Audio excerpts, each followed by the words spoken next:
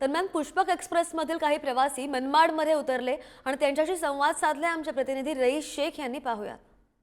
जळगाव जिल्ह्यातील पगडाळे रेल्वे स्थानकाजवळ पुष्पक एक्सप्रेसमध्ये आग लागल्याची अफवा पसरली आणि त्याचाच गोंधळ उडून काही प्रवाशांनी रेल्वेच्या उलट्या साईडला उड्या मारून त्या दुसऱ्या दिशेने येणाऱ्या कर्नाटक एक्सप्रेसमध्ये ते चिरडले गेल्याची धक्कादायक घटना घडली। या पुष्पक एक्सप्रेस जेव्हा मनमाडमध्ये आली त्यातील काही प्रवाशांना मनमाडला उतरण्यात आले आणि काही जखमींवर उपचार करण्यात आले। आपल्यासोबत या ट्रेनमधील काही प्रवासी आपण त्यांच्याकडून जाणून घेऊया का नेमका काय या घटना घडली होती।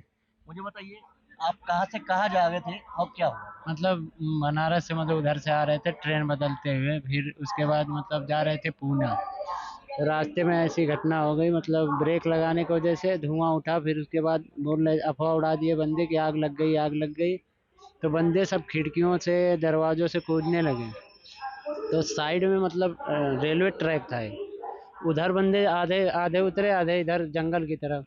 तो जो उधर से निकले तो फिर तुरंत आगे से ट्रेन आ गई, हारन दी पर बंदे 4-5 बंदे कट गए। 4-5 बंदों की मतलब इमरजेंसी कॉल थी, मतलब एम्बुलेंस आई उठा के ले गई।